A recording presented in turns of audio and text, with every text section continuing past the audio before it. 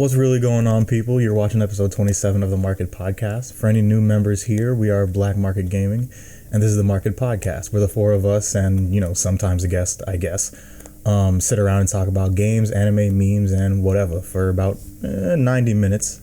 And, my name is Boobis Batch, or I guess for the past few weeks, the virtual Boobis Batch. And you guys can't see it, but today we're changing things up a little bit for ourselves, and we're activating our video feeds. So to host this podcast, I want you to look your friend in the eyes. Psych, I lied. What's happening? I don't know. Cheat. I don't know what's going on. I guess I'll put that on the podcast. Cheat. Fantastic. I hate that. All right. Hi, it's all you, man. Oh yeah, my name's Hi. How's it going? Things are happening. We're doing things out here, and life's still moving on, I guess. I'm moving. By the way, I'm keeping him there the entire. I was about to podcast. say, is that gonna stay there now? Yes. Okay. All right. How else will you be able to see me? All right. Yeah, the funny thing is too, there's a picture of you kind of doing that same face. Oh yeah, I should do that one. And it's deep fried as well. I hate that picture so much. Yep. Nice. I'm Wesley. Oh, yeah. What's going on, guys? What is happening? I'm always here. That's it. That's really it, man. We out here. And I'm Nico. That took a while. Forget. I had the thing about what was happening. Because I was like, wait, did Trey intro himself? And I was like, oh yeah, he went first. And then There Mike we go. went. I have and the then longest intro Oh, in it's the my world. turn. There's the image. Yeah, connecting the dots there. Yep. I'm so oily. I hate it, man. So disgusting. All right, let's go. Sorry, I'm distracted. I was looking at something in Facebook chat. I'm gonna mute this though, so I don't have to look at it for the rest of the podcast. All right, guys, let's well, first things first. Let's cover something a little bit important here. This episode is going to temporarily be the last episode. We're gonna take a hiatus after this, because the vibe just ain't there. Yeah, it's just not there. Oh, you got it. Contrary to popular belief, we are not vibing. Yeah, We're not vibing out here. No, but recording the podcast remotely isn't as exciting. There's not much enthusiasm there with just kind of like doing it every week and not being there in person. So we're gonna record this episode and then we're gonna take a break until we can get back together in person, which should be roughly a month, maybe a little more, I think. and then it's a lot harder to do this in general. So it's just a lot of work for not a lot of payoff right now. So yeah, for those of you still watching and stuff, thank you. But we will be back. We're just gonna take a little break here, but until then, enjoy this episode. We'll make it the best we can here. For all of you watching, aka Wesley of the future, when editing this podcast. Hey, don't say that.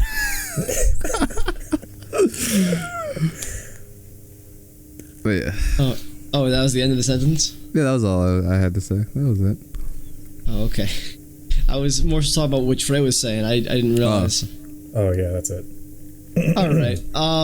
Yeah. All right. Let's hop into the show though. We got some good things and bad things in this show. Of course, there's not the world is in a weird place right now, but we got an interesting show for you guys coming up here. All right. So first things first though, what have you all been playing on your video games? Your video game world. I know. I said I was playing a lot of League again. My League of Legends has increased tenfold, so I'm doing a lot of that and nothing else. And nothing else. Well, all right then. As usual, when I'm on with friends, it's either Call of Duty, Warzone, which is Battle Royale Call of Duty, or Apex. But when I'm not doing that, literally just Final Fantasy VII. Nice. Yep. Nice. Final And- Fantasy VII is Oh yeah. I'm further into the game. I've fought more people. I'm a higher level. Got some, higher level abilities. I'm not even at the end of the game yet, and already I feel so powerful. But at the same time, I think I've died on like a side mission like twice. Wow, side mission. I heard it's Like- decently challenging. This game is definitely decently challenging. Like, as I was saying, like, I'm doing side missions, and I'm like, okay, this is just a side mission, whatever. And it's like, oh, my teammates died. Help! I just died. Because like there's this gauge below your health that you need to, it needs to be filled in order to use an ability or a spell Yeah. or an item or whatever. Basic attacks are not affected by this. So I'm like, okay, all I have to do is heal. The bar is not filled up. Like, none of my bars are filled up. I just need to run. But if you just run around and you don't attack, then your bar doesn't fill up like very fast at all. Yeah. It fills up very slowly. So I'm like, I have to do something. Jeez.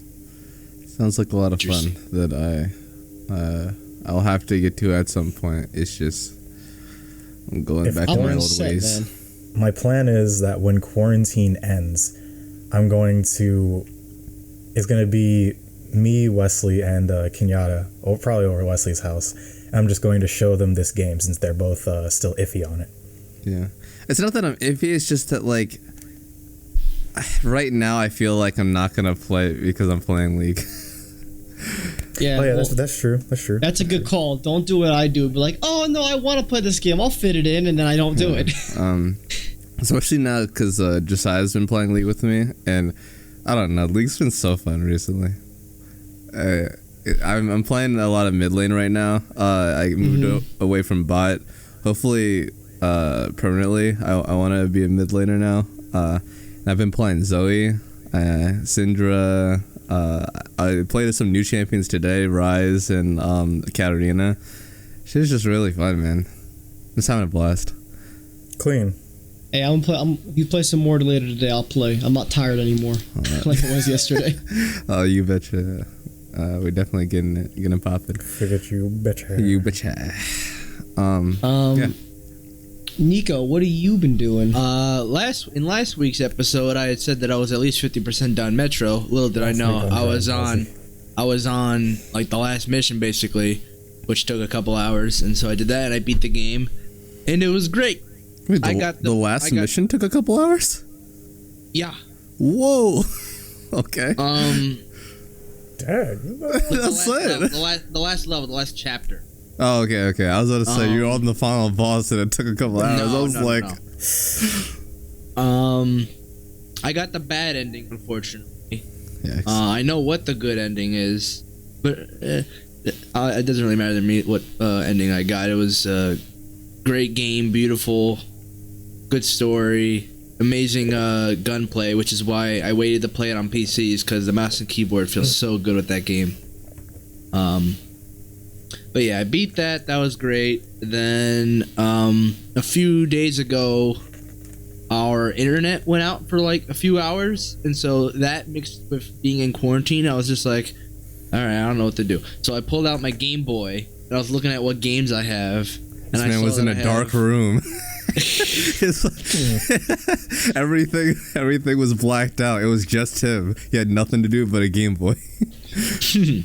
But yeah, I pulled out the Game Boy Advance SP, and I have Mario Golf Advanced, and I was like, let me play this game, man. Oh my goodness. Let me. I love this game. Let me actually understand it now properly. And so I've been playing that on throughout the past few days, and I'm loving that. It's fun. That game's actually really good. Because we played it when we were younger on the Game Boy. It's actually a really good game, just in general. I heard you went actual golfing too. Yes, I went actual golfing yesterday. Right, we did 9 holes at yesterday. one of our local courses. Not obeying quarantine. It's open area. Yeah, golf courses are actually open They're essential one of the businesses, you know. They're one of the businesses that are exempt in Delaware, at least, because because you can stay far away from everybody else generally. Yeah, it's like walking. But you can't. Yeah, but you can't rent golf carts and stuff like that. So you had to walk the whole course. Yeah, and they're not allowed to give you like scorecards and anything. So it's like you got to bring everything that you touch there has to be your own. Basically. And the flag sticks are stay in the hole, and the cups are raised up. But yeah, that was fun. Anyways, lastly, or you have anything else you play? no, that was it. All right. Lastly, I've been doing a number of different things as usual. Playing, Apex and Warzone. No, actually, I didn't do that much homework this last week because I was on spring break. Apex and Warzone. I also bought Call of Duty Modern Warfare the other day, so I can play, multiplayer with my friends as well, which is the first COD game I've bought for myself since Advanced Warfare, I think. So it's been a while. And then on top of that, I've been playing Valorant on PC. Which Trey, you got a code. We still got to play. That's true, but they don't have a Buster Sword in there, so like it's gonna be uncharted territory for me. You know what I'm saying? He doesn't know how to react if there's no Buster Sword, bro. Like, what are we doing here? Like, how many characters are named Cloud? None. But there's one who basically embodies the name Cloud. Of all No, I really have no the idea. questions, how many characters? I mean, is it 2? Is it 7? Like, come on, man. No, we gotta hop in there tonight and play with Kevin and Jack. Gotta do I that. got you. And then I've been playing. I've been playing that. I'm really enjoying it. Not much more to say there right now, but it's fun. It's I'm getting better at it. Doom, obviously, Doom Eternal. Moving my way through that still slowly, but I'm playing like a mission at least once a week, and I'm getting, or not like a mission, a whole level, getting through them. And they're pretty well sect. They're like pretty well split off from each other, because you basically, every mission is you go in through a portal in your space station. Basically, you run through and kill a bunch of demons and do all the things you need to do, and then go back to the space station. So like it's pretty cut and dry what mission is which. So it's pretty easy for me, like, oh, I'm done this mission, and it shows you all the stats in the mission. You're like, okay, I can save and quit now. And then lastly, I've been playing Halo 2 on PC because it's currently in public flighting, which is their beta for MCC. And man, the Halo 2 campaign is fucking crazy. I've played this game a number of times, and I'm playing it again, and I'm just like, this game is so good. It runs okay. The campaign for Halo 2, especially with Anniversary, the remaster, runs like it moves like a movie to me. It's like it's really flows really well, the story of that game. And on top of that, the game just looks and feels really good on PC, especially with mouse and keyboard, which is interesting because I don't think I felt the same way about Reach or even the first game, which are both out on PC already. But yeah, I can't wait till it comes out fully on the actual version of the game, so I can earn all my achievements and grind it out. Maybe do some legendary runs, see what we can do. It just dawned on me what MCC stood for. This whole time. Did you not know? Or did you? Well, no, I just think it's a weird name, Musical Camping Quartet. Oh, this man said Musical Camping Quartet. We can quit the podcast right now, honestly. Yeah. This is the end of that episode. This episode, forget it. Y'all got 14 minutes, bro. That's the problem. That's all y'all got. All right. Anyway. All right. I think that's it. I dabbled in League a little bit too, of course, and I'm probably gonna start playing a little bit more. But I think that's you pretty and much Leslie it. just did the same thing at the exact same I know. I saw that, and I was like, I'm touching my hair. All right. I'm touching my chair. Bars. I think that's it for games we've been playing. Why don't we jump right into You're so stupid, man. Why don't we jump into the news, guys? All right. Sure. We're gonna start by just browsing over here. We got 8 sections today, 8 aisles. All right. And the first one's pretty depressing. Not gonna front. We had 4, count them, 4 Marshmallows. 4 deaths in the video game-esque realm today. I'm so upset. This past week. So So we're gonna go over them.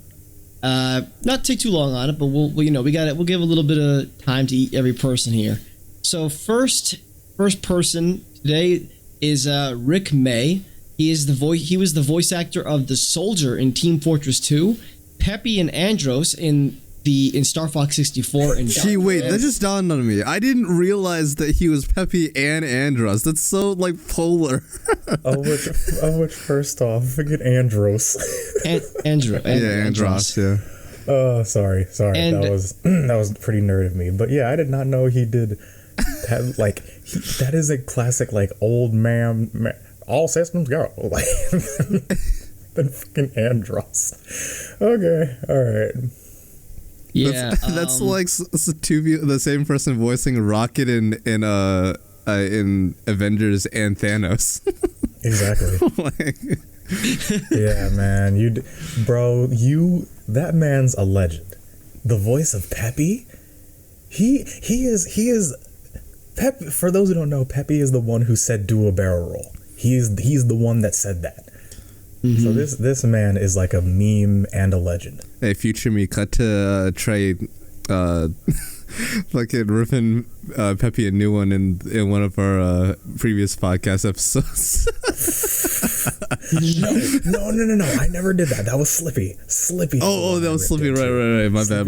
I ripped it too. Stupid frog. Anyway, next. And he also played Dr. M in Sly 3. Damn it. No. Yikes. So I'm gonna read this from a PC Gamer article about this topic. So it says Rick May, a voice actor best known to PC gamers for his portrayal of the gruff talking soldier in Team Fortress 2, has died after contracting COVID-19. May's game credits, along with Team Fortress 2, include Star Fox 64, Freddy Fish 5, I don't know what the hell that is, All right. Sly 3 Honor Among Thieves, and Age of Empires 2 Definitive Edition. And then who said this? Hold on. This is why I gotta open this thing to see it in context. Where is it? Apologize. I'm using a new system to kind of get through the news this week. Oh, okay, cool. It's just not highlighted anymore. That's fun. Yikes. I don't understand why I did that. All right, let's just go through to the end here. The Rekindle School obituary, which is I think a school thing that some sort of institution that he worked at, says that May suffered a stroke in February and he was in a nursing home for rehabilitation when he contracted COVID-19. He was moved to Seattle's Swedish hospital for treatment, but died as a result of the disease. He was 79, by the way. He jeez. Yeah. Ooh. Yeah, so that's a sad one. I mean, I guess he did play at least mostly old characters, but still. Damn, man. R.I.P. my boy. Oh, that's what this quote that I had was. You did a good job. You can rest now, my boy. The guy that voiced the sniper in Team Fortress 2 wrote a post on Facebook about this. That's what I had quoted, and then for some reason didn't know where it came from. Okay. Number 2 of the deaths also big today. Sad.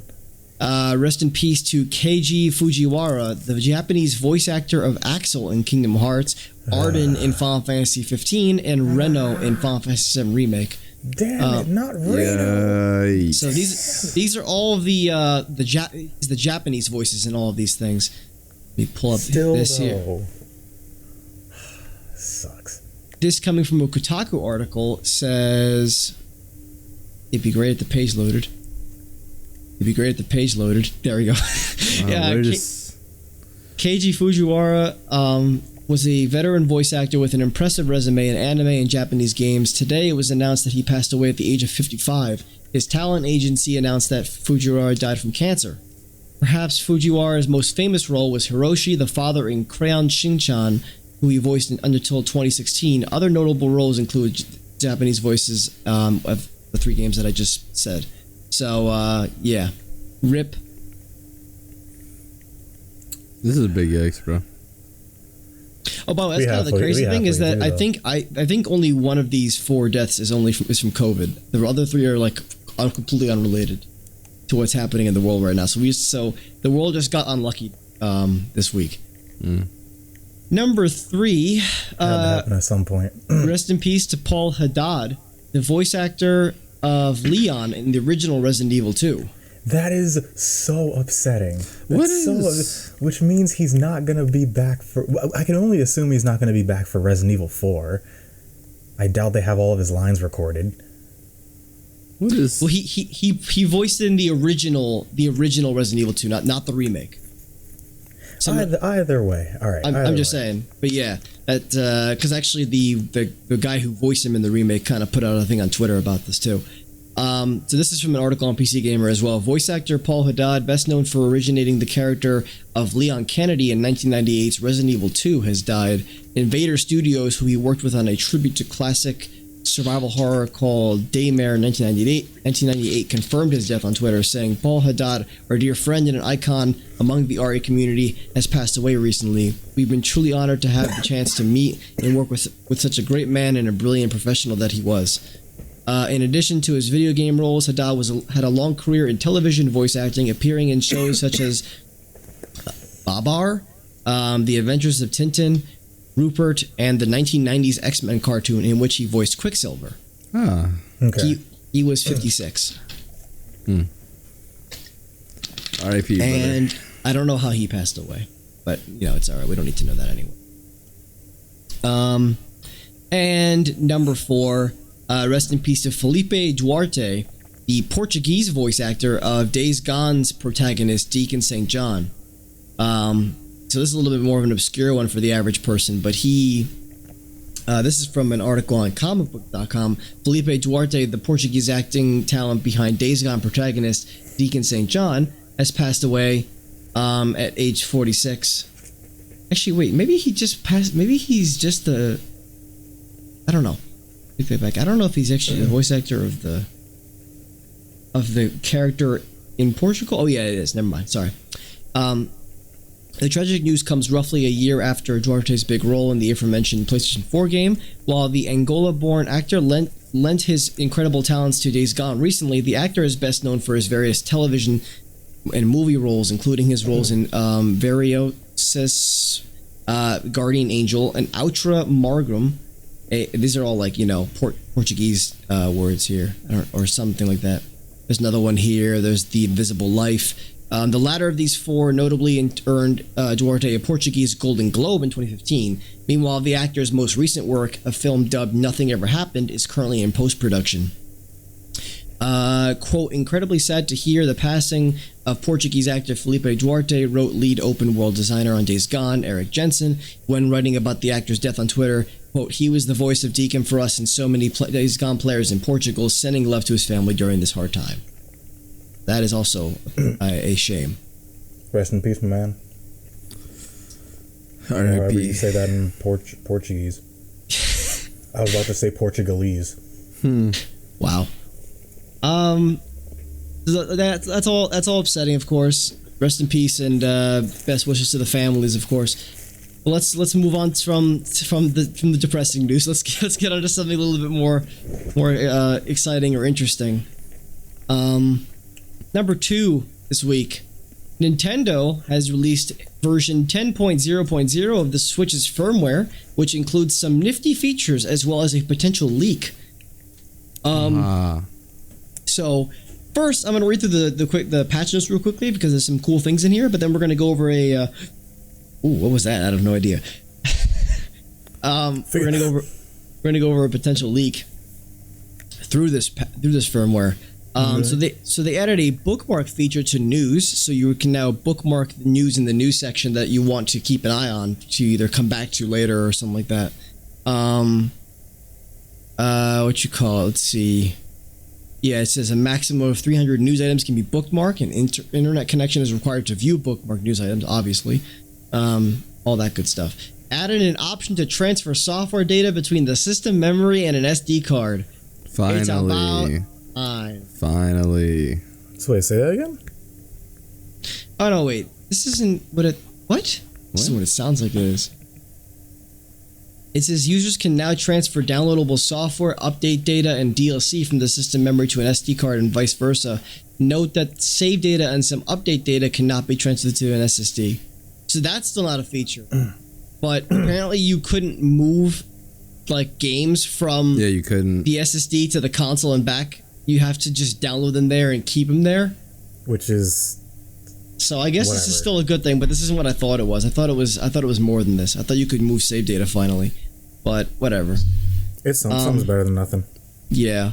Nintendo always making improvements, of course. Surely, but slowly. Yep. And then this is an interesting one. Added an option to remap the controller buttons. Yeah. It says analog stick and button configurations can now be changed for each paired controller. Custom configurations can be saved as favorites in system settings, controllers, and sensors.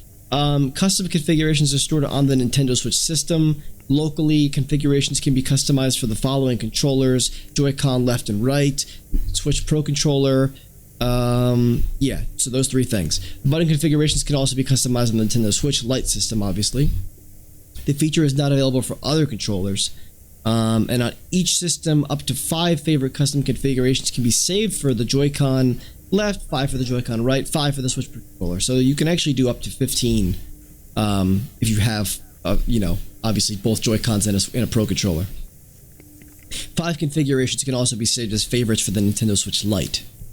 And its built-in controllers. So that's kind of cool that you can actually, not many, I mean, I think Xbox has some features like this, but like PlayStation has nothing like this where you can remap all the buttons. Yeah. At least to my knowledge. That's really good for accessibility, for one, for people who need some extra assistance with how they customize their controller to play games. And it's also just good for, if you feel like doing something different and being different in terms of how you play your games, you have the option to. Always good. Yeah. Of course. Added a new section in user settings for play activity settings. You can now, it says options for delete play activity 2 and delete play activity have been moved from the friends settings to the new play activity settings. I don't know what's up with that.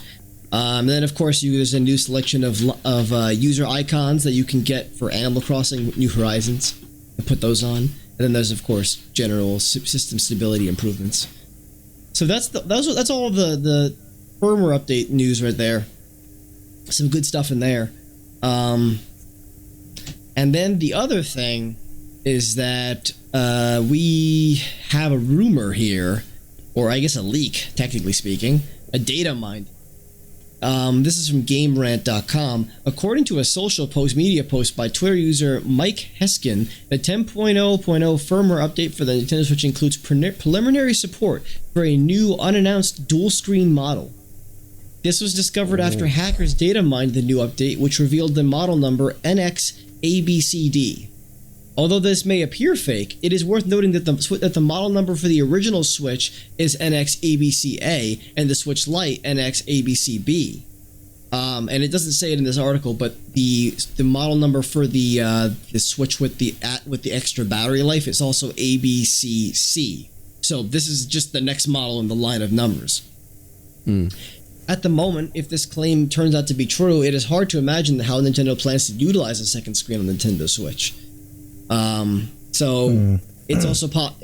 It's also possible this could be something related to a Switch Pro that we've heard a number of things about that we still don't know what's going to happen with that, because they said this year that there's no consoles coming out this year. Nintendo already said that back in like January or something. But to finish this off here, this is the actual post on Twitter. It says firmware 10.0.0 adds preliminary support for a new hardware model NXABCD. 3 of the 5 new DRAM profiles are for this new hardware type, and there's evidence of a secondary display of sorts being added exclusively on this model. So, I don't know what this means. Does it mean a Switch DS hybrid? Well, I don't know. I don't know how I feel about that. Because I think the Switch is like... I think it's such a perfect like package, minus the power gap between the Switch and the other consoles. Other than that, if they put more power in the Switch and left everything the way it is, I would be happy, and I don't think anyone else would complain either. So Yeah. Sure.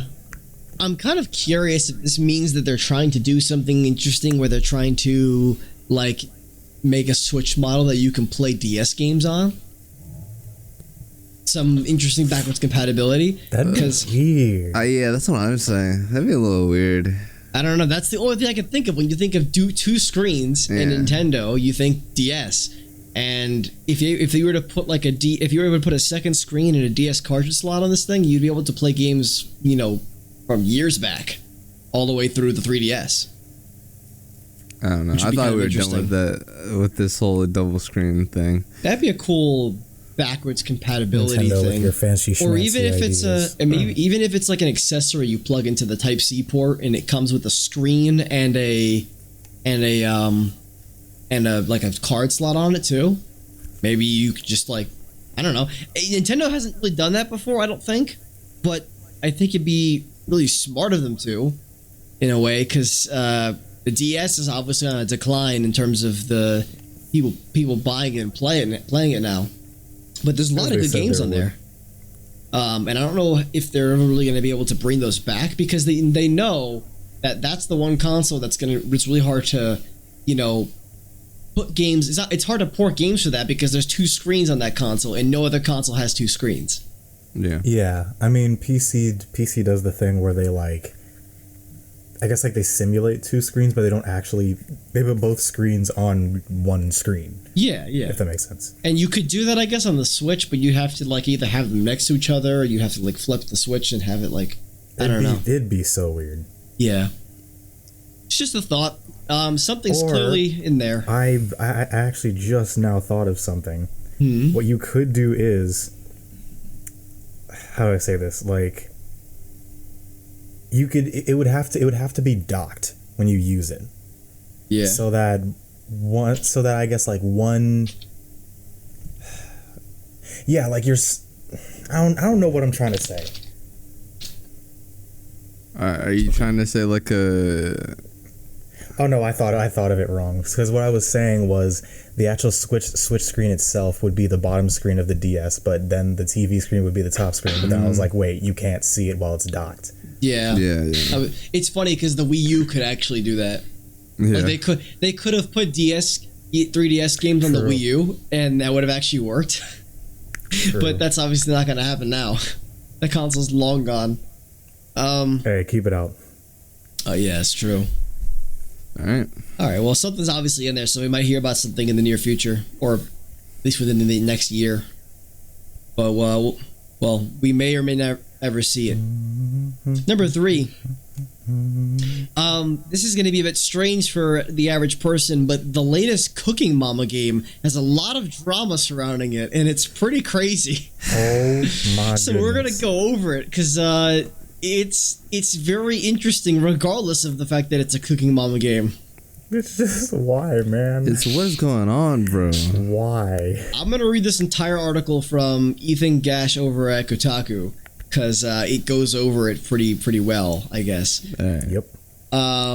So it says here, the creator of the Cooking Mama game says it pulled the plug on the latest game, Cooking Mama Cookstar, over quality concerns. Except the publisher went ahead and released it anyway. Mm-hmm. Controversy has been swirling around Cooking Mama Cookstar ever since it temporarily went up for sale on the Nintendo Switch eShop at the end of March, only to vanish again hours later. At first detailed in a report by IGN. News of hard to find physical copies, followed by rumors of illicit cryptocurrency software running in the background of Cookstar, made for a bizarre mystery around the 7th game in the niche cooking simulation series.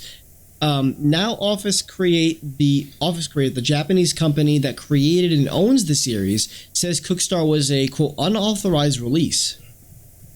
Indeed, it was. Quote, as many of you know, Planet Entertainment LLC, headquarters Connecticut, USA, recently released Cooking Mama Cookstar for sale in the US, Europe, and Australia, the company wrote on its website. This was an unauthorized release in breach of Planet's contract with Office Create. Office Create went on to say that it licensed Planet to make the game for Switch in 2018, but only if it met a certain level of quality. To develop the game, Planet went to First Playable, a studio in Troy, New York, known for making education games. The finished game apparently didn't meet Office Create's quality threshold, but Planet went ahead and tried to release it anyway. So yeah, so if you didn't catch that, First Playable is the developer. Planet Entertainment is the publisher, but Office Create is the guys that own the IP. Yes. Here we go. Oh my goodness. That was the easy part, though. So, yeah. On a quote, on March 30th, 2020, Office Create notified Planet of its immediate termination of the license due to Planet's intentional material breach of the license contract, the company writes. Quote, despite such notice, Planet continues to advertise and sell the unauthorized version of Cooking Mama Cookstar Forget Mana. on its website in willful violation of the Office Create's rights. Office Creates says an upcoming PS4 version of the game was also not part of the agreement. Cooking Mama games have traditionally only appeared on Nintendo platforms and smartphones, and that it's quote evaluating all legal action against Planet to protect our customers' intellectual property rights and the Cooking Mama series.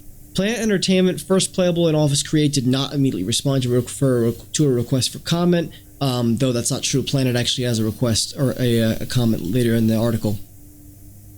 The publisher had originally implied that this rocky launch was the result of ongoing COVID-19 pandemic.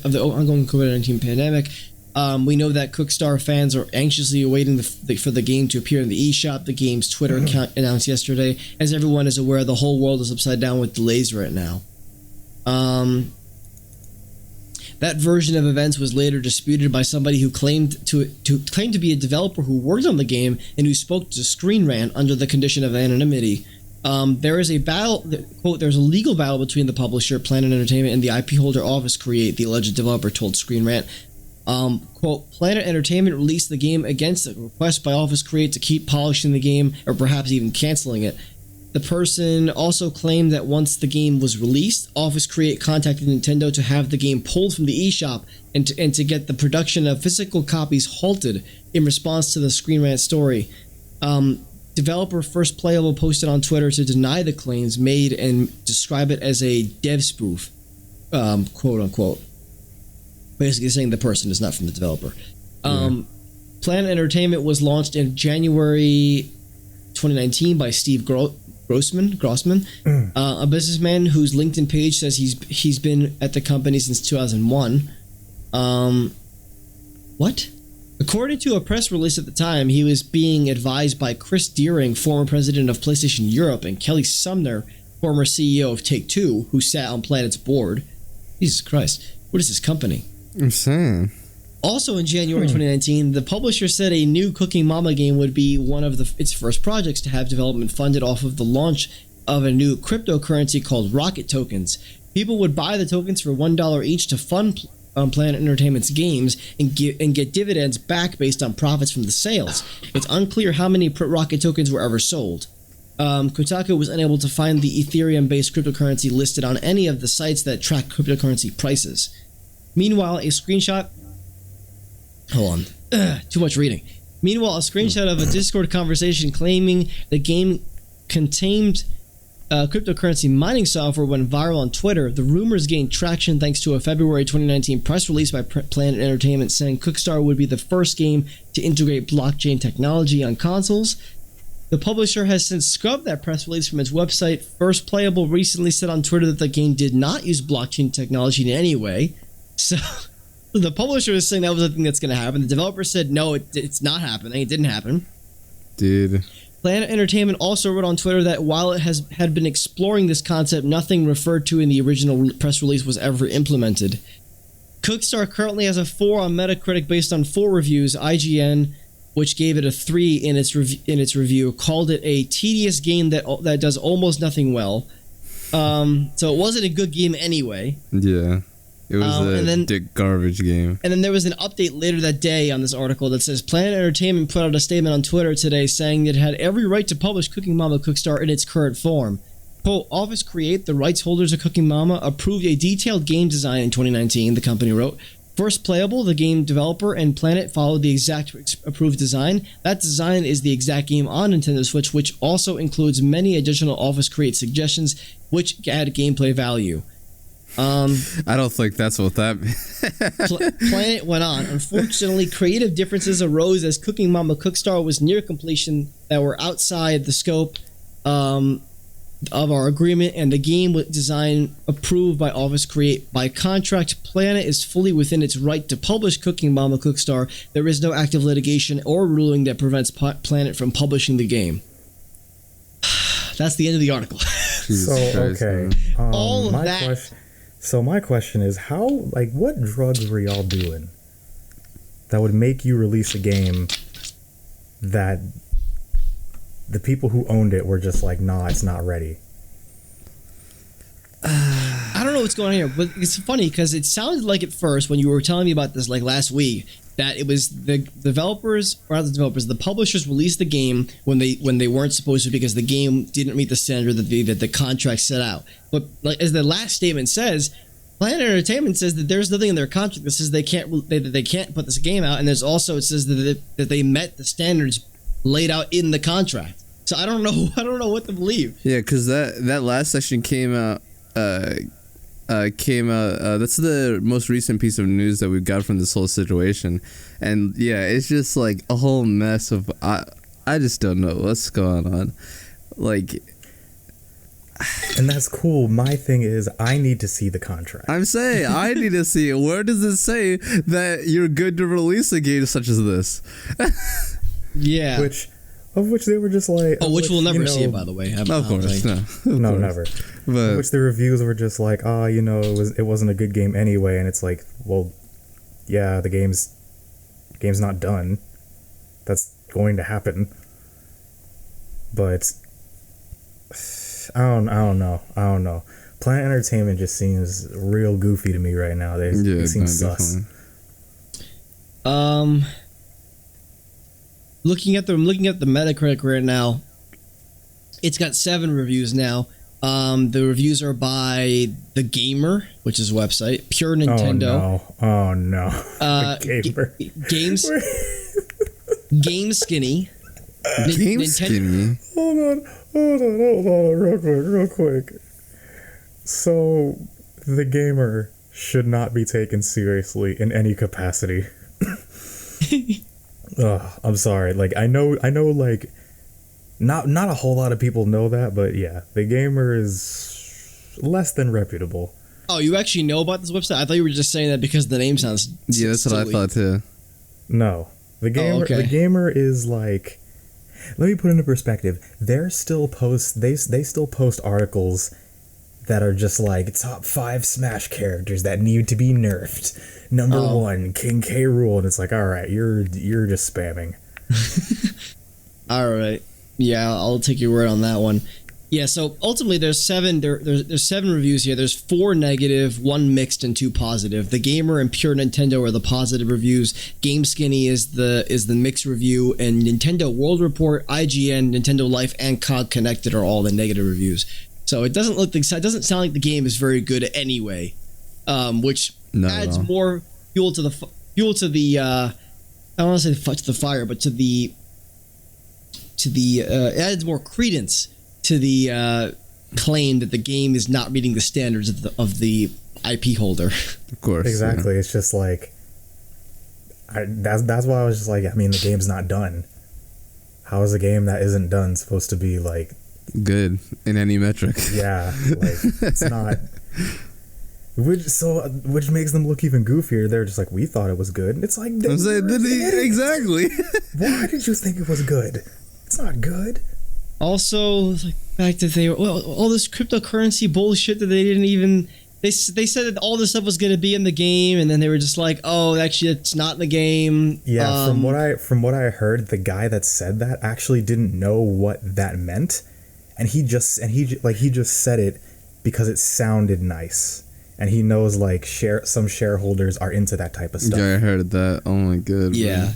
So it sounds like to me that Planet Entertainment is not a very good publishing company. Either way, even if they are in the end in their contract properly doing things, It doesn't sound like they're a very good company. Like it's a literal lose-lose situation. If you're found guilty of releasing this without permission from the developer, then you're effed. If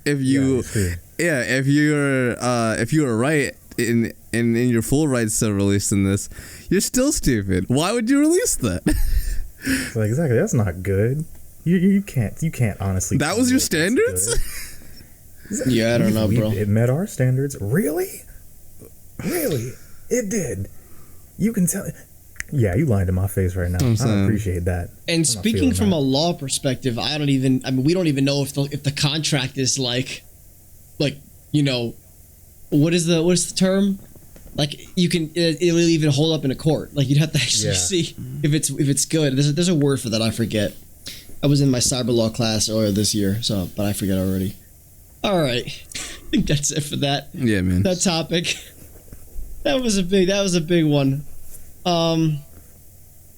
Okay, number 4, guys. The Activision Blizzard seems to be handling the pandemic situation pretty well in a unique way. I wanted to read through this article. What do you mean? I wanted to read this article because it was interesting. So the article on Kotaku by Ian Walker is titled "Activision Blizzard CEO Bobby Kotick gave 10,000 employees his personal cell phone number." Oh. By the way, Wesley, he looks like the pastor of your church. Wait, this?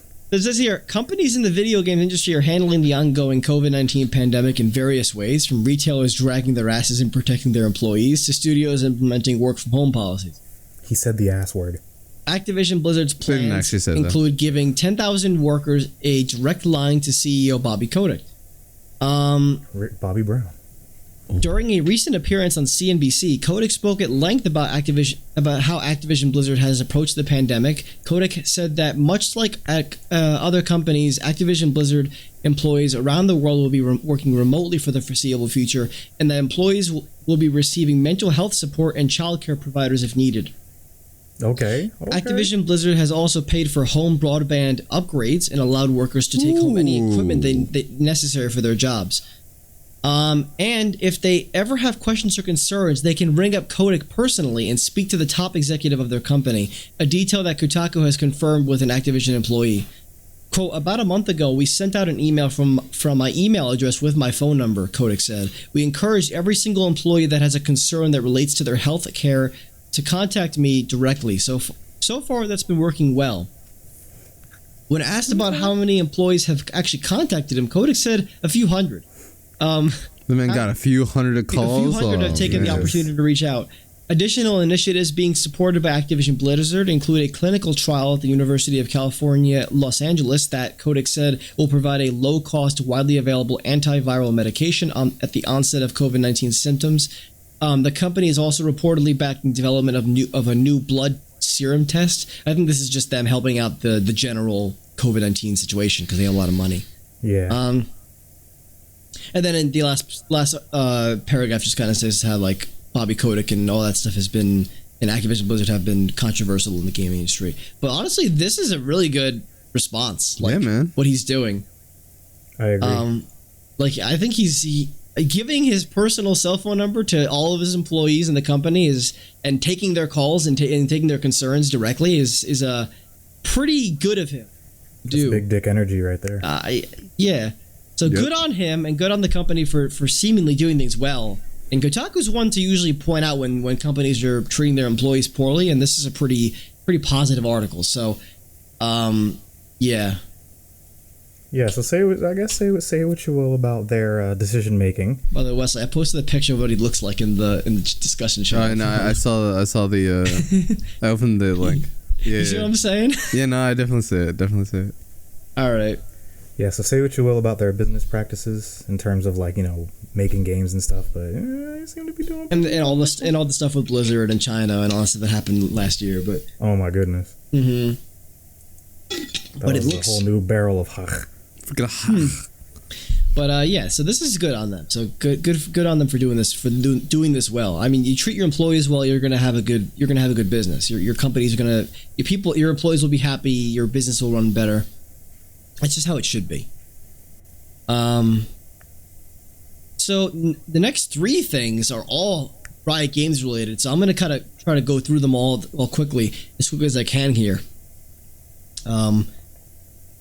So first things first, Riot Games has revealed their plans for Valorant's esports scene. This is going to come from an article on ESPN. Let me pull this up.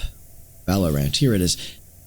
The video game developer's inaugural plan centers around three core pillars: competitive integrity, accessibility, and authenticity, with the hope of ensuring that aspiring pros will have a fair shot to reach the highest level of play through merit-based competition.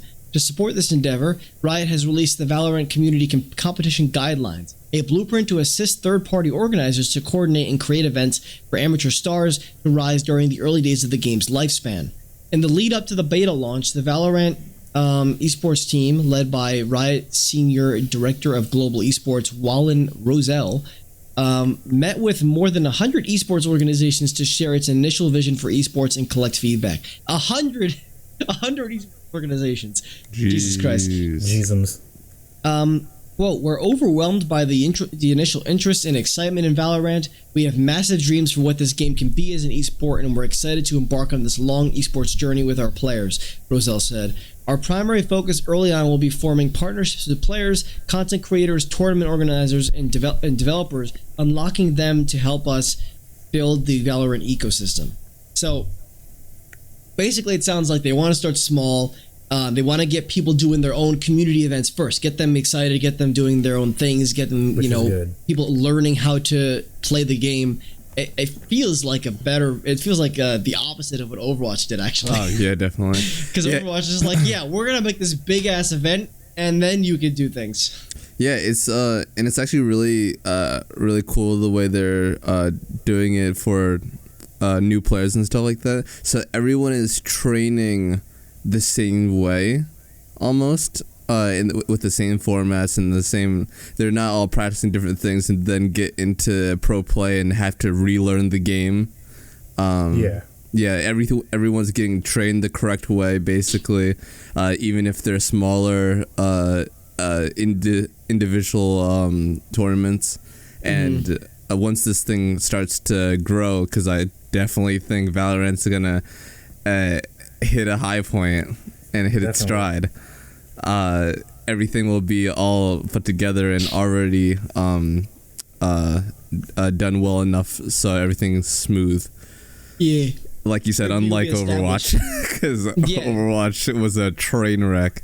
I think because Overwatch, they came out, people started doing their own events. They didn't. Blizzard didn't really I don't think Blizzard really helped them with that kind of stuff well. And I don't think so, no. And then eventually they were just like, we're working on Overwatch League, and it took them like a year and a half for it to actually come out, and then it cost millions of dollars for organizations to buy into it. They just kept throwing money at everything, man, and it's just, It's just like, bro, I don't know, man. Yeah, so I'm excited to see what they do. Valorant is definitely esports capable. It's basically CSGO with added elements, from what I've been saying. So you're gonna have, I'm sure people are gonna move smoothly right into that. And Riot puts on great esports events, so I have no doubt in my mind that it'll be something great when it eventually fully comes out. Yeah. That's exciting. Number 2, in terms of Riot Games news here, this is actually pretty huge, but not super surprising. And you'll explain why. Riot Games has acquired game studio Hypixel Studios. They have bought a studio. This is, I think, the first time Riot Games has done this.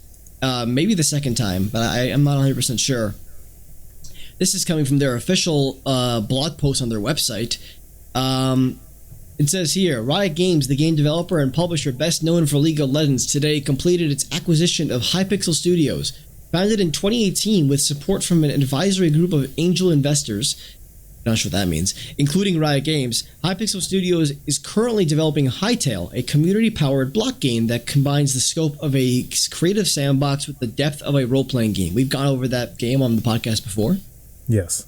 And they won't say it here because I guess they're trying to avoid specifically calling it out, but Hypixel is the guys behind the Hypixel Minecraft server that has run for many years now, which is where the idea for the game came from. The acquisition follows a monumental launch for Hypixel Studios that began with the announcement of its debut title, Hytale, which has amassed over 2.5 million signups for its beta and millions of views on YouTube for its trailer. In November, Hypixel Studios announced that it is planning for Hytale to be playable by everybody in 2021. Let me read these couple quotes real quickly. Quote, "We've known the team behind Hypixel Studios for several years, and from the start, they've been the kind of visionaries that we aspire to support. A passionate studio committed to delivering a groundbreaking, genre-defining experience for players," said Dylan Jadeja, president of Riot Games. You can do it. Sound it out. I don't even know how to sound that out. Over the last 18 months, we've been fortunate to advise Hypixel Studios as they build toward their vision for evolving a game genre that reaches an incredibly diverse range of players around the globe. Now, as they prepare to enter the next chapter, we're thrilled to take our partnership to the next level through this acquisition. We look forward to supporting Hypixel Studios' journey through the development process, helping them grow and learning from them as well. There's one more thing to read here, but for those who don't remember, I said this when we were talking about Hytale before. Riot Games had a significant investment in their game, and it was actually helping funding it. So that's why this isn't as surprising to see them purchase them, because ultimately they're already invested in this. And then lastly here, it says, we've been blown away by players' response to Hytale, and Riot is the right partner to help deliver us a game that can live up to players' expectations, said Aaron Noxie is his username, Donna Yee, the newly appointed CEO of Hypixel Studios. Quote, "Since our first meetings with Riot leadership long before their initial investment, we found in Riot a partner with a similar commitment to empowering players. As development kicks into high gear, we'll benefit from Riot's resources, expertise, and experience while maintaining the operational independence that has enabled our success so far." Yeah, big things, because I think this is the first studio that Riot's bought, and this is also the first game that Riot is basically funding or working on that isn't related to the Runeterra universe. Yeah, I agree. It's yeah. We'll see. We'll see what it do with Riot. Mm-hmm. Because China's been goofy for a while, so we'll see if that affects their business. But so far, I'm seeing a lot of good things. Yeah, I mean, it even said here in the quote from the CEO of Hypixel Studios that they're keeping their independence, so they're still able to do things pretty much on their own in terms of like creative will and stuff like that. This is just they respect each other as businesses, and Riot Games wants to help fund Hypixel's games. So I'm looking forward to it, because I was already interested in Hytale because I like the Hypixel server, and Hytale being its own game kind of makes it more interesting. And now I'm even more interested because now they have lots of money, which means things can be big and grand and great. So good for Hypixel. Cool move by Riot. And I'm looking forward to seeing what the game looks like when the beta finally launches. Thank you, Riot. Very cool. Exactly. Yeah. Side note, real quick. This is a little off topic, but just it has I think gotten Trey's narcolepsy. Oh no. Yeah, he actually just he'll fall asleep just randomly. And he's playing Animal Crossing. Cheap. Right now, yeah, he fell asleep playing Animal Crossing, but no, in general, just we'll be watching something and he'll just fall asleep for a second.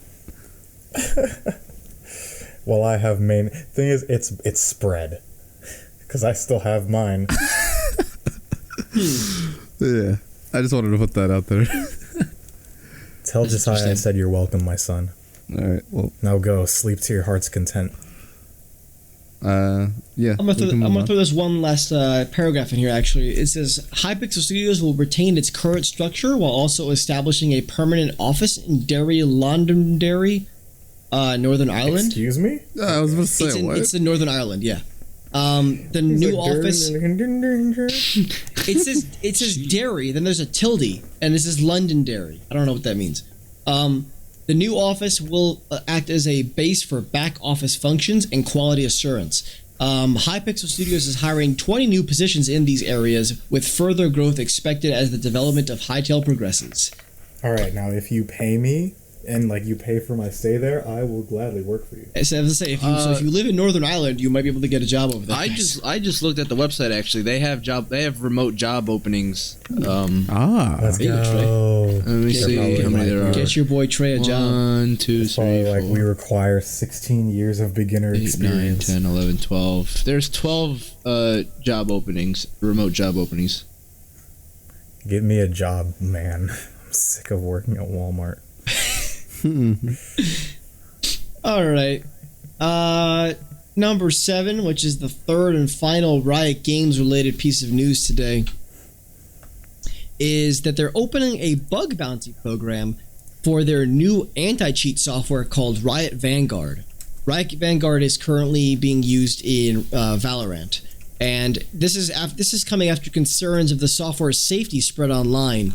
So I'm going to go through this article real quickly because this is interesting.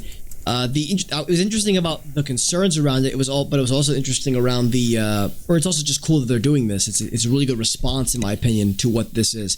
So let me run through it. This is on PCGamer.com, and this is by Andy Chalk.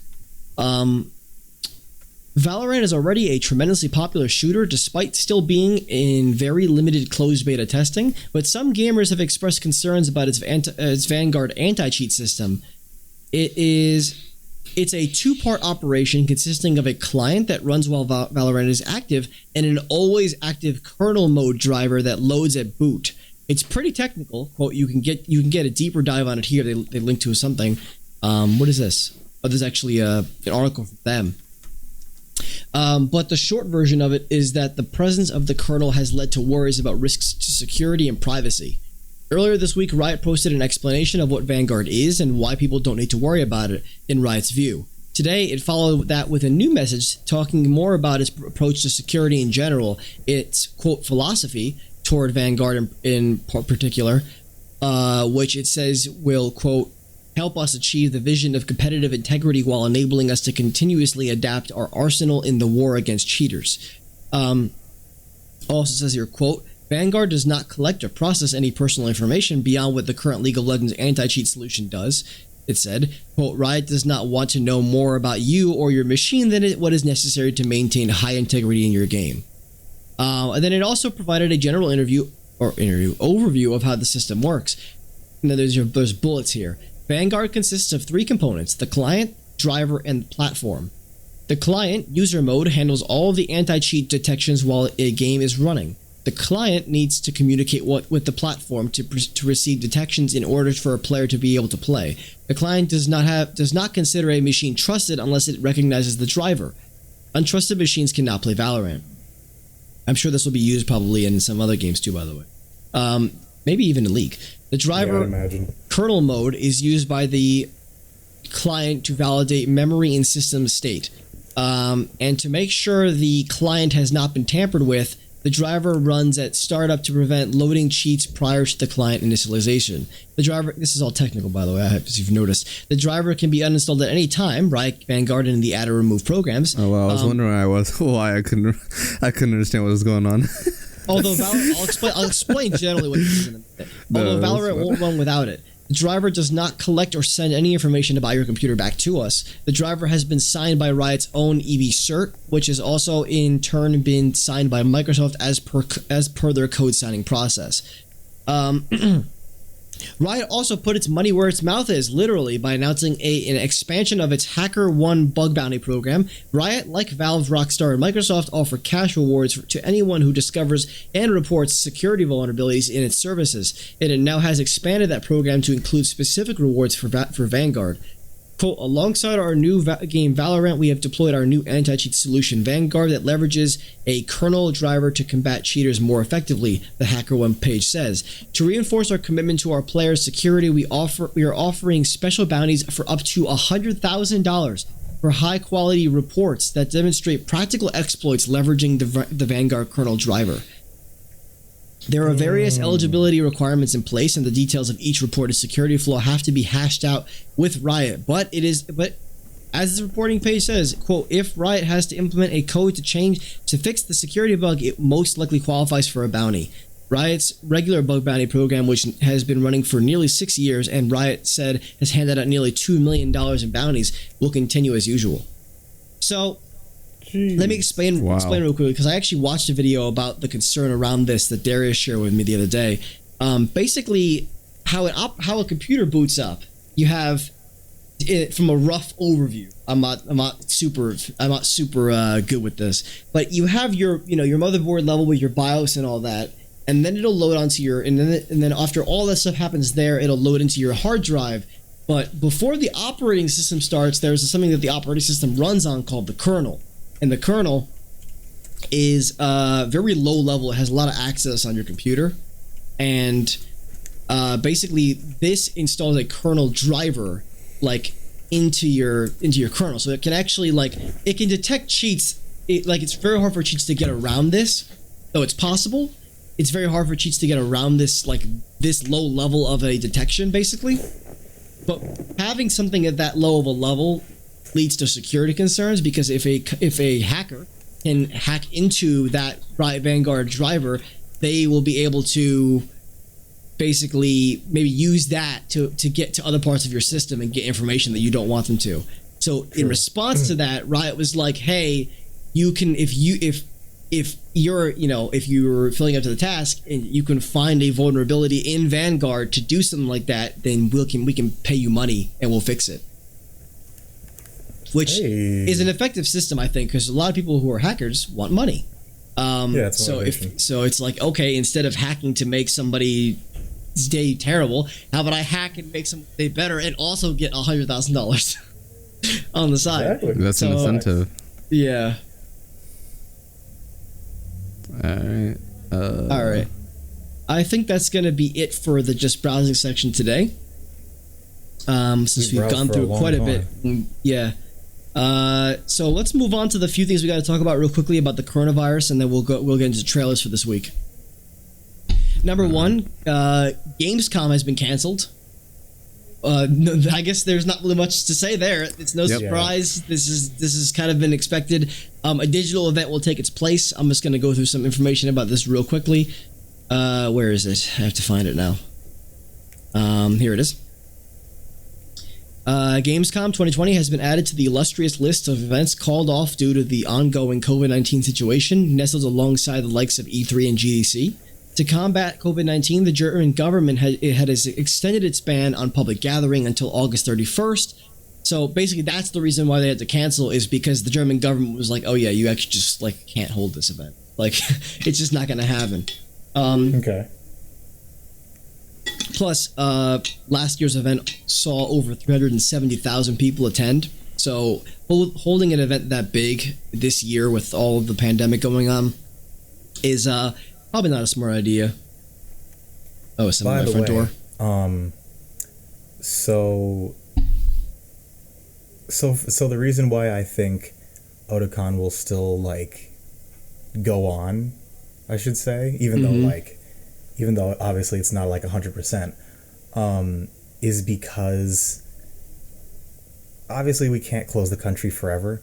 Yeah. So, and I think the estimated time, didn't they say it was next month that the country's going to open back up again, or at least most things will open back up? I'm honestly not 100% sure, but it sounds like that might be the case. It's kind of up in the air. Yeah. So obviously anything happening the month after, being June, is I don't know about this one, Chief. Mm-hmm. So I think the further we get into it and the more we learn, it'll become more clear. But I think anything set in late July or August and onward will be more and more okay. It's a higher chance that it will be okay. For those who don't know, Otakon is an anime convention that happens in the DC area that me, Trey, and some others have gone to for the past few years, and it's supposed to be happening at the end of the tail end of July into the beginning of August.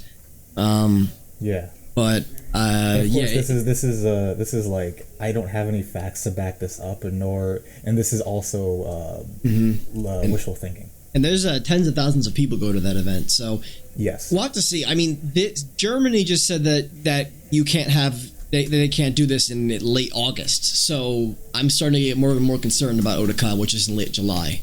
Which is very true. Yeah, but we'll have to see. I'm just going to read the statement from them, and we can move on to the next thing.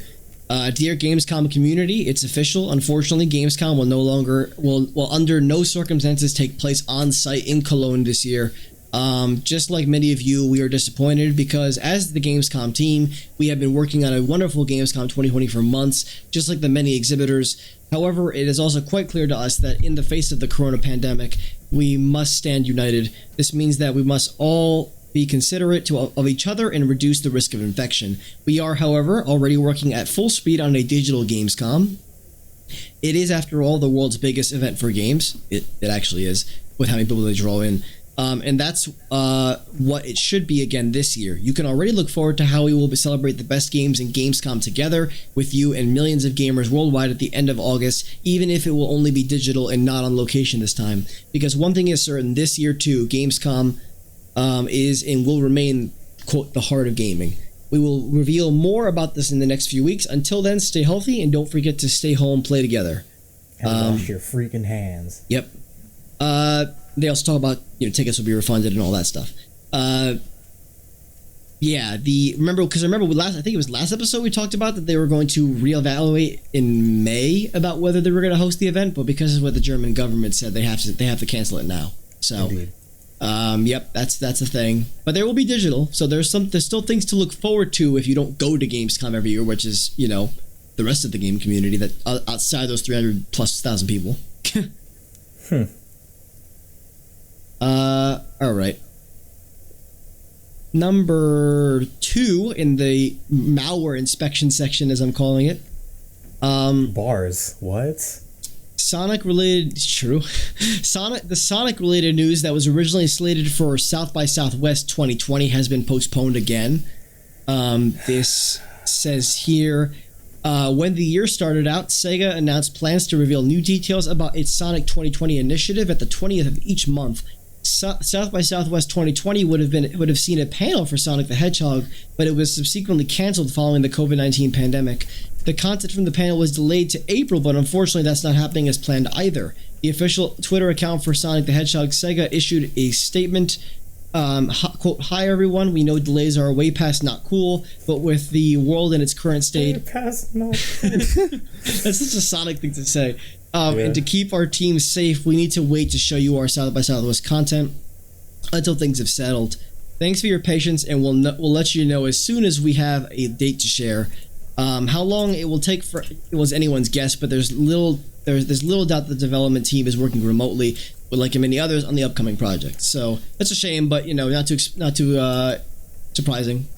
Literally, dude, just send out a tweet. Hey, this is what it is. Yeah. Probably. At We'll this see. point, I don't know if people care enough. I'm just anxious, so I can say that, but I don't know. Maybe I'm wrong. And then lastly, another big thing, like Gamescom, the biggest Comic-Con around, San Diego Comic-Con, has been canceled for this year. Man. That's also due to the pandemic, of course. And where's that article about? There it is.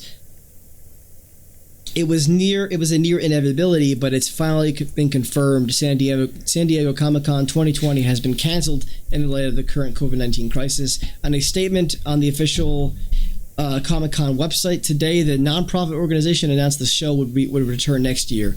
Quote, "For the first time in its 50-year history, San Diego Convention SDCC, the organizers behind the annual pop culture celebration, announced today with deep regret that there will be no Comic-Con in 2020. The event will instead return to San Diego Convention Center from July 22nd to 25th, 2021. That's all I'm going to read today.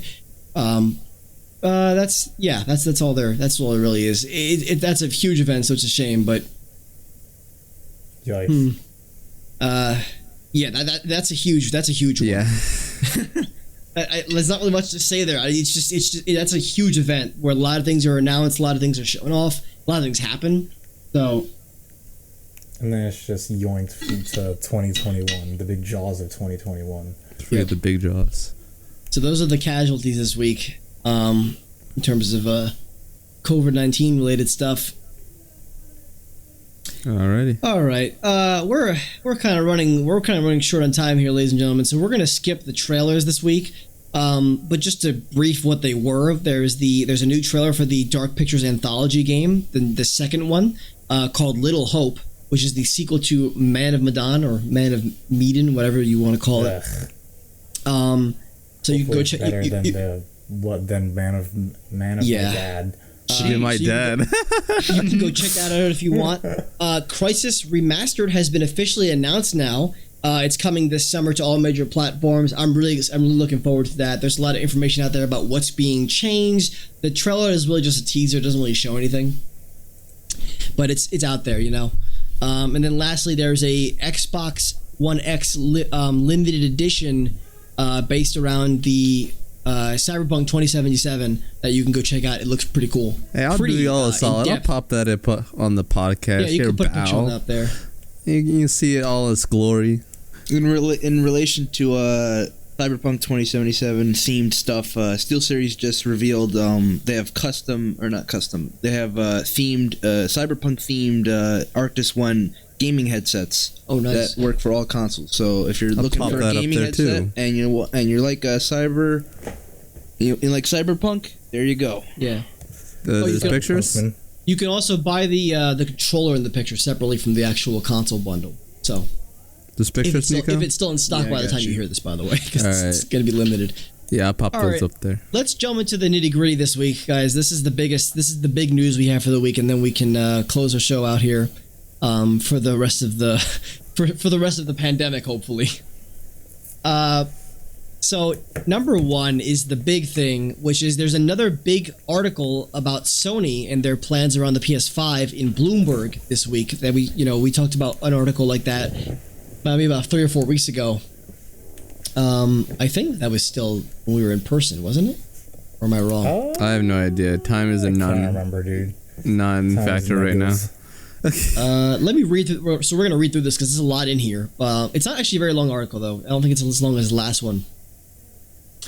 Sony Corp. Oh, sorry. Actually, this is by Takashi Mochizuki and Yuki Furukawa. I think it's actually the same guys that reported the last one. Sony Corp plans to produce far fewer units of its upcoming PlayStation 5 in its first year than it had for the previous generation console's launch, according to people familiar with the matter. The Tokyo-based tech giant is limiting its initial production run in part because it expects the PS5's ambitious specs to weigh on demand by leading to a high price at launch. The people said, asking not to be identified because the subject is private. The global COVID-19 pandemic has affected Sony's promotional plans for the new device, but not its production capacity, they added. The company has told assembly partners it would make 5 to 6 million units of the PS5 in the fiscal year ending March 2021, according to other people involved in the machine's supply chain. 1 second, I'm just gonna highlight these here so I can go back. Okay. The PS5's loftier price tag may also deter initial take-up. Game developers who've been creating titles for the next PlayStation anticipate its price to be in the region of $500 to $550 in price. Yeah, that's US dollars, of course. And Bloomberg Intelligence's Matthew Canterman points to increased component costs, pushing up the price required for Sony to break even. Sony has struggled with its price-setting decision for the PS5 because of scarce components, Bloomberg News has reported. A Sony spokesman declined to comment. Its shares were largely unchanged in the afternoon trade. Remember, Bloomberg is a very finance-related website. Sony's strategy, according to several people familiar with its plans, will be to rely on incumbent PlayStation 4 models as a bridge to get new users onto the PlayStation platform's network services while the PS5 remains in limited supply. Currently, Sony sells the PS4 for $300 and the higher-end PS4 Pro for $400. The company may cut these prices around the time of the PS5 launch to stimulate new subscribers for the PlayStation Plus membership program and PlayStation Now game streaming service. The people said. New Sony's chief executive officer, CEO, Kenichiro Yoshida, has said the company will aim to increase recurring revenue rather than one-time hardware purchases. No surprise there. This is the model that we're moving to in the tech industry in general, really. The PS5 production volume could still change depending on the COVID-19 situation, the people said. Sony has asked employees to work from home to mitigate the spread of the virus, and its board has been unable to meet to approve business plans for the current fiscal year, including those for the PlayStation unit. That meeting was originally supposed to take place in March. Sony said last month that it plans to release results for the year-end March on April 30th, but may be forced to push the date back due to the pandemic. The virus has already upended Sony's promotional plans. The company may forego hosting a public press conference for its PS5 release date and price unveiling due to the infection fears. Recently, it was forced to reveal its DualSense PS5 controller in a hurried fashion, according to people informed on the matter.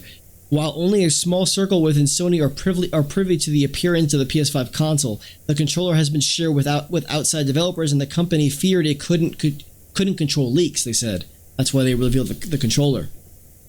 Yeah. Still, Sony remains unlikely to delay the launch of the PS5 from critical year-end shopping season, so long as arch rival. Figured Arc. I didn't realize what it was saying until I read it again. So long as arch rival Microsoft Corp doesn't push back the release date of its next generation console, also expected at the end of the year, Sony won't delay either, the people said. Some analysts believe the close contest for the attention between PlayStation and Xbox, especially in the US, may force both companies to sell their new consoles at a loss. I think both the PS5 and Xbox Series X may end up at $450, even though they would lose money at that price, said Damien Thong, an analyst at Macquarie Capital. How unfortunate do you have to have your last name be Thong? Moving on. Suppliers have started delivery components to PS5 assemblers who are scheduled to begin mass producing the product by June. Sony PlayStation's chief Jim Ryan has stressed that the machine's launch should be simultaneous around the globe, according to people in the company's supply chain. Oh my god, I can't read anymore. That's basically it. My fucking throat is hurting, bro. I'm starting to get a sore throat. Has been expended. Please insert one coin. Yeah. Jeez. So I highlighted some things along the way there. The big things to pull out here. They're going to have far fewer units when the console launches this fall. 5 to 6 million units being sold by March 2021, comparing to PS4's 7.5 million in its first 2 quarters. It will be around 499 to 549. It will struggle to break even, basically, pushing the price to break even. So they've struggled to set a price, They're trying to use the PS4 as a way to bridge people into the ecosystem before the PS5 comes out because of the way that the console is, how much it costs and how fewer units there will be for the system. They've had trouble putting out a price. Now, yeah, can you explain number of things. what they mean by bridging people? They want to get people into the PlayStation Network ecosystem. Though Yes. I'm not sure how many people obviously will be on board at this point. They've already sold 16 million units. Something like that. But yeah, I think they want to just kind of get people in, so that when they can get their hands on a PS5, they can be like, hey, buy the new console. You can play these games backwards compatible. Up-res. You already got all your PSN. You got getting people into the ecosystem is important. Xbox is starting to do the same thing, and I'll mention something during the flash sale later on. That hints at that. So, do you guys have anything to say about that? I can mention like the rest of the next gen stuff here because there's a few more next gen things to talk about here briefly. No. Not really. If I'm honest with you, It's like, all right. Yeah, it's just. Hopefully- I mean, of course they would. Of course they would want to do that. We talked about price point before, and I said I can't see it being. I can't. It'd be nice if it were like $450 or something, but I honestly think it's going to be somewhere between $500 and $550, and it seems like I was right. Yeah. Yeah. I would say that if you're expecting a price of $400, you're a madman at this point. If I'm being honest. Nice. The other thing I guess I point out here is that also that Jim Ryan said that there's going to be a worldwide launch. So they're doing the same thing that we mentioned from Xbox last week. It doesn't sound like they want to have like it launch in Japan first or in the US first, something like that. They want it to have it all at the same time. Yeah. On top of all of this, there's a lot of rumors and leaks to say that Microsoft may be holding 2 events over the next 2 months related to Xbox Series X. One in May, one in June. It's sounding like there'll be a June event, which will be the Inside Xbox that'll take place of the E3 event that was supposed to happen. And there's supposed to be something else next month to announce some games or something like that, or some details around the console.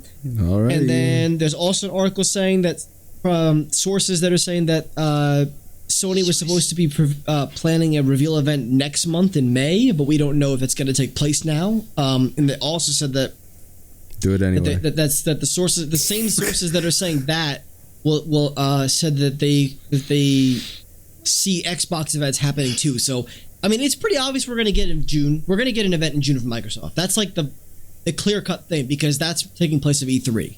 Yeah. So that's the one thing we know is coming. What we don't know is there anything before then, and when is Sony going? When are they going to finally show the PS5? When are we talking about price? When are we talking about games? When are we doing all this shit? Yeah, Sonic, come on, man. Just, bro, come on. You're having us wait a little long here. We're getting stir crazy. I mean, we got the DualSense, which is nice, but yeah, we're waiting for the console. They did that out of fear of it being leaked anyway. So it's like they're like, all right, fine, here you go. This is gonna be put on the internet anyway by people that we don't want. So here.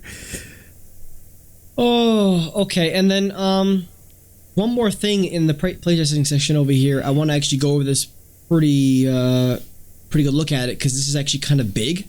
It could be kind of big. Rumor: Microsoft and Sega are planning a big announcement in June. This is from Game Rant. This says, huh? I don't know if we talked about this on podcast, but We didn't. Microsoft is going to buy Sega specifically. No. Microsoft's going to buy Sonic Team. That would be very Please. Interesting. But Please. and we were saying, because I mentioned this to you yesterday, Trey. We were talking about it that it would be crazy if this happened. But let me just go over this real quick. Please, man. Anyway. Microsoft has been working diligently at enlarging its portfolio of first-party games by acquiring game studios from all over the world the past few years. It has continued its push with services such as Xbox Game Pass and xCloud, and this holiday will be launching a brand new console, the Xbox Series X. As Microsoft continues to gain momentum, a recent rumor points to the possibility of Xbox and Sega working together for a joint announcement sometime in the near future. And an image has leaked online that points to a live event that may be streaming on Mixer, the service, Mixer on June 14th. And if you guys take a look, you can't click on the article, but I'll post this image for you guys in the channel. Take a look at this. This is what leaked. It looks like something you'd see from Microsoft, but we'll have to wait and see if it's actually true. The image uses the Xbox Game Studios logo and the classic Sega one as well, asking fans to tune in for exclusive world premieres and information from our newest creators at Xbox Game Studios. Apparently, a big reveal with Sega was planned for E3 2020 before the event was canceled due to the coronavirus pandemic, so this may be Plan B. We've heard about that. I think that was a different rumor we heard recently. Yes, I believe so. Head of Xbox Phil Spencer spent time in Japan earlier in the year to discuss gaming's future and work with Japan's amazing talent. Perhaps a project with Sega was what he had in mind. Whether or not this supposed leaked image is true or not, or is yet to be determined, so take it with a grain of salt. But the possibilities of what this means could be a number of different things, dude. The glaring one. Could you imagine Sonic being an exclusive on Xbox? Could you assuming imagine? they can make good Sonic games, that would be. And then the first game that they would add, Sonic Adventure 3. Stop it. It would only make sense. I would actually Stop get an it. Xbox just to play that. You think I wouldn't be able to handle it. Stop. We can't do this here. Yeah, I mean the glaring thing is Xbox buying Sega, and I feel like that isn't the most out there thing I've heard. It's not. Because I've heard rumors before where it's like Xbox might buy EA. I'm like, that's probably not gonna happen. Yeah. Probably not. No. It'd but be a really Sega- sick move. Sega's not a huge company. They used to be a console manufacturer. They used to be the OG console wars was between Nintendo and Sega. But they don't have that kind of credence anymore. And I think for them to be purchased by Xbox or to be in partnership with Xbox would be really smart for both teams. I think they could really make some good stuff here, actually. I'm looking at Sega's games list. I'm seeing Phantasy Star Online. Yeah, no. Oh, Sega that could be the return I'm saying. of Jet Set Jet Set Radio? Because Future was exclusive to the original Xbox. So I'm ready, man. Bring it back. Fake Grand Order is on here. So they could be doing something with that. PS2. No, I'm thinking of another one. Yeah, yeah. There's a few here. I'm like, Figured, it could get crazy. but it's nothing crazy. It's nothing crazy. Yeah. All right. I'm curious to see what this is, if it's anything at all. All right, I think that's it though in the playtesting section, you guys. Yeah. Playtesting or PlayStation? Playtesting. Oh, okay. I heard PlayStation. Well, it can be sometimes, like it was at the beginning. Sure. All right. All right, I'm like running out of breath here. All this damn reading. But I'm gonna cover just a few of the easy to read things in this flash sale section, and then we're gonna get out of here, guys. Alrighty.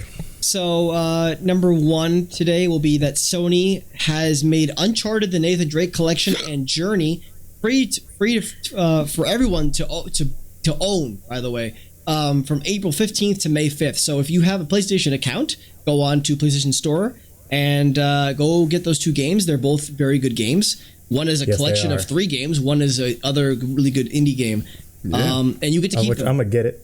I'm gonna get it too because at some point I did want to play the Uncharted. So Yeah, that's a good However, pickup right there. if you're looking for a short game that is just so relaxing and makes your sense of wonder, it's just cool. Journey. Get Journey. Jenny. Gee, you cut out there. Get Journey. Get It was Journey. just like Where's get my Jet. headset fucking up here? Hold on. Journey is so good. There we go. Get joining. Yeah, I've And heard the thing is, I've heard good things about Journey. I have it You don't already. fight anything in that game. You just go through it's an experience. Yeah. That Johnny's. might make it sound boring. Trust me, it's not. Look at my face. Look at my face on my totally webcam and Here we not, go and again. not share play. They can't see it. They you can see doing? it. What's- They can what's see the it put in now. there? They can see it now. Oh, boy. Unfortunately. Journey. Every time I say journey, get closer to my face. Yo. All right. Yeah, that. Yeah, I've been meaning to play that game actually. I've heard it's really good. And also, Yeah, it's really good, if you man. have PS Plus right now, Uncharted 4 is free, so pick that up too. You'll have the entire Uncharted series other than the standalone DLC to 4. That's Let's the Lost go. Legacy, which Yeah, might as well. was already free a few months ago. So True. now you have all the games. New York's. On to the next. Coming soon to Xbox Game Pass for console, The Long Dark, Gato Roboto, Deliver Us the Moon, Hyperdot, and Levelhead. Can you imagine SpongeBob, instead of saying this is advanced darkness, he goes, this is the long dark. Forget this is Long Dark. Oh dear. The same titles are also available on Xbox. Will also be available on Xbox Game Pass for PC, plus 2 more games: Gears Tactics, which comes out on April 28th, and Machinarium. I don't know what that is.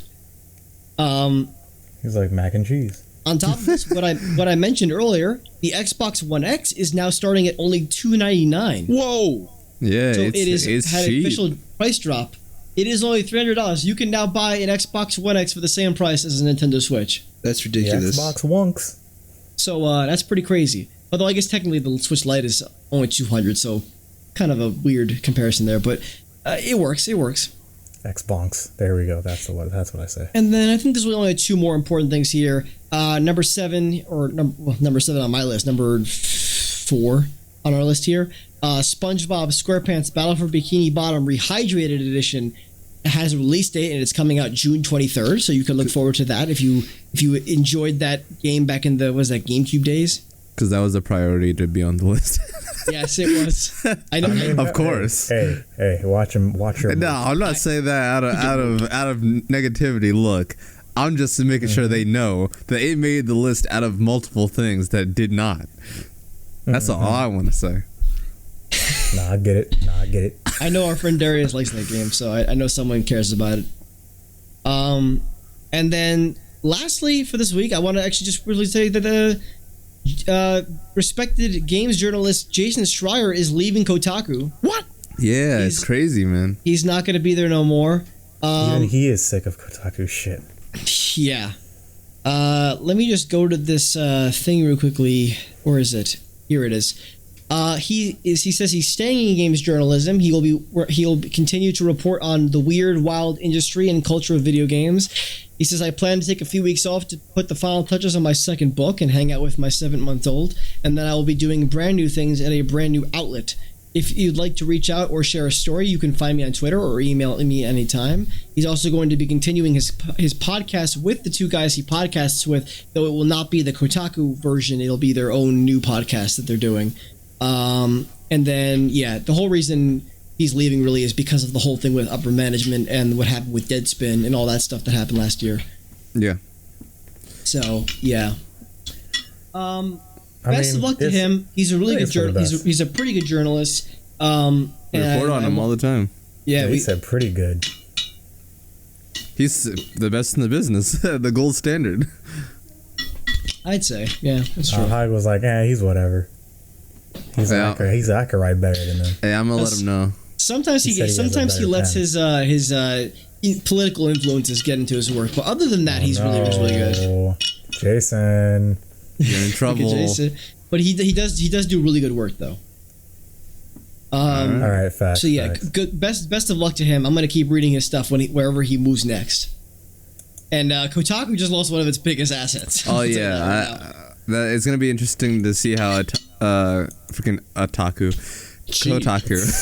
And he's not the first person. He's not the first like high profile person to leave that place. I've noticed a few other big Yeah. names leave there over the last year. So It's gonna be interesting to see how they adjust and move up move around some of their writers.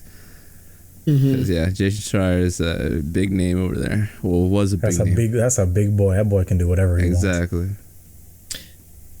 This is All right. basically Kojima leaving Konami all over again. Gee. I guess. True. Sure. It's like the light version. Yeah, man. Yeah, exactly. All right, right. guys. That's it for this episode. That's it for probably the next month and a half. DMZ Something has like been that. disbanded. You heard it here first. That's not what happened. Wow. That's exactly what happened. No, we're just taking a break. We can't. What's the matter with lying to these people? When Like Trey said, I'm going to the. I'm leaving Earth. Peace. And then I just leave the Discord. Alright, let me close this out. You know what I'm saying? Oh, I have to stretch. This is a very bad timing for this. cue the music. Alright, I got it. You started a little early there. Alright, this is going to be it for episode 27 of the Market Podcast. Thank you, everybody, so much for watching. Sure. You know, it's Markiplier. Remember to give us a like on the video if you enjoyed it, obviously, and comment if you want to hear. You know what? Nah. Don't ever comment on my video ever again. Just think your opinion, and I'll know it. All right. You know, Wow. subscribe if you want it. Subscribe if you want to see more. Don't ever forget. Never in your life. You shouldn't have forgot last week, so I shouldn't even be saying this. But you know, if you're sitting there wishing you could listen to the video